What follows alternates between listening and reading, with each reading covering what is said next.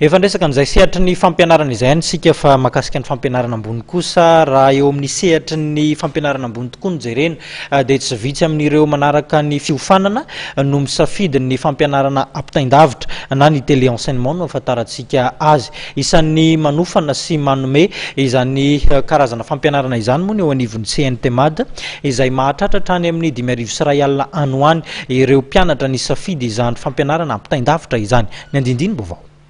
Tao anatin'ny 10 taona izay dia tsikaritra fa mialiana amin'ny fampianarana ampitain-davitra ireo olona na mpianatra tia noho ny fianarany amin'ny ambaratonga ambony. Anisan'ny mampiasa ny politique de proximité ity fomba fampianarana ity mba hanomezana tombony indrindra ho andreo izay tsy afaka mamonjy ny renivohitra. Tao anatin'ny 10 taona izay dia azo lazaina fa mitombo tokoa isan'ny olona izay nandrato fampianarana ambony eto amin'ny CNTMAD. Ny antony moa dia fantatsika fa maro ireo olona izay ataontsika tsy afaka intsony mamonjy ny renivohitra noho ny antony maro samihafa mandrano fampianarana ambony. Ao koa ny lafiny azo lazaina hoe ireo olona izay feny am-perinasa ka tia hanatevina ny fahalalany dia mandrato fampianarana ambony. Ary fantatsika fa amin'izao fotoana izao dia maro ny olona izay ataontsika hoe tsy mijanona fotsiny fianarana fotsiny ataony ny antony maro samihafa dia afaka mianatra tsara izy, afaka manohy ny fiainana andavanandro izy ary afaka mijanona ihany koa amin'ireo fianakaviana misy azy dia afaka manohy fampianarana ambony satria raha jerena ny atao hoe fandaniana mihoatra ny atao hoe fivezivezena sy ny atao hoe vola mety ho lany amin'ny fifindrana eny amin'ny toerana renivohitra dia mifanatsana ihany amin'ny ataontsika hoe saram-pianarana eto amin'ny CNTMAD.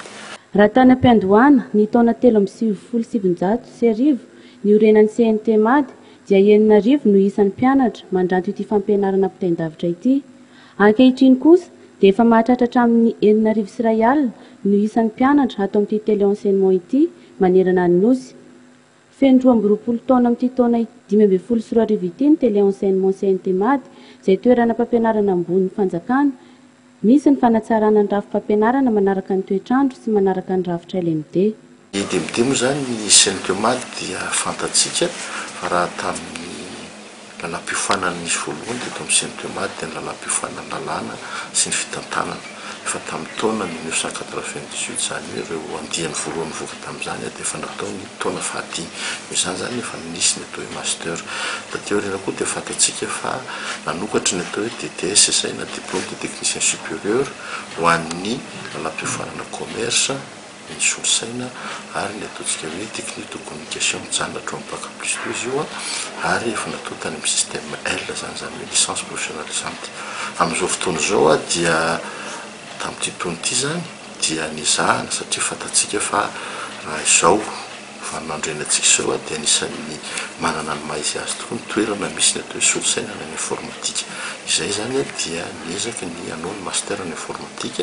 Anisan'ny mampianatra momba ny lalàna fitantanana izay zona hatramin'ny mari-pahaizana bac plus 5 ity sekoly ambony ity. Ao koa ny fampiofanana momba ny varotra, fifandraisana ary ny solosaina.